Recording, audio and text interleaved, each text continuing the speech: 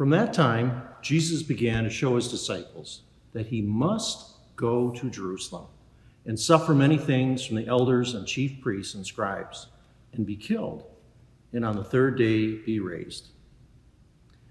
These words from our gospel text for this coming weekend from Matthew chapter 16, verses 21 through 28, are at the very heart of the matter of Jesus' mission and our salvation. And in the very first verse, in verse 21, there's one simple yet profound word: must. As St. Matthew accounts, from that time, that is, after Peter has revealed this confession that Jesus is the long-awaited Messiah, the Christ, Jesus immediately begins to tell his disciples what being the Messiah, the Christ, the Anointed One, means. It means that he must go to Jerusalem and suffer and be crucified. You see, there's no waffling here or contingency plans. Rather, there is Jesus' clear-eyed, embraced must of what will be a tragic future.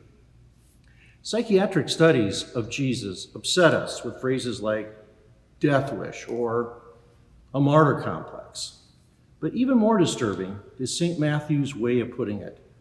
Jesus must go. He must go to Jerusalem and suffer and be killed. So how are we to understand this word must? He must go. What is the source of that must, that sense of urgency, of necessity? Is it coming from the will of God?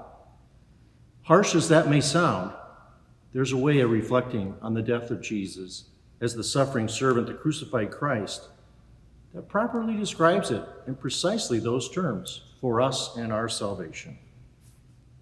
So, how is it that Jesus calls us to a life of must as his disciples in our everyday lives, with a sense of meaning and purpose, when our culture is one shot through with all kinds of maybes, or, well, you really don't have to if you don't want to?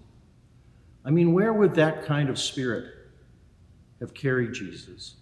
And then, well, where will that kind of spirit ultimately get us as his disciples, as his church in our time? Come and join us this weekend to hear more about this little word, must, that holds us in the very middle of that word, us, a word that still directs our lives as committed disciples of Christ. Our in-person worship services continue on Saturday evening at 5 o'clock in our main sanctuary, as well as 8 o'clock Sunday morning. You may also join us at 8 on KELO-FM and YouTube, or at 11 on KSFY. We also hope you'll join us for another festive outdoor service with Holy Communion this Sunday at 11 o'clock at McKinnon Park, led by our First Lutheran Church Praise Band. And I must tell you, God's grace to you this day and always.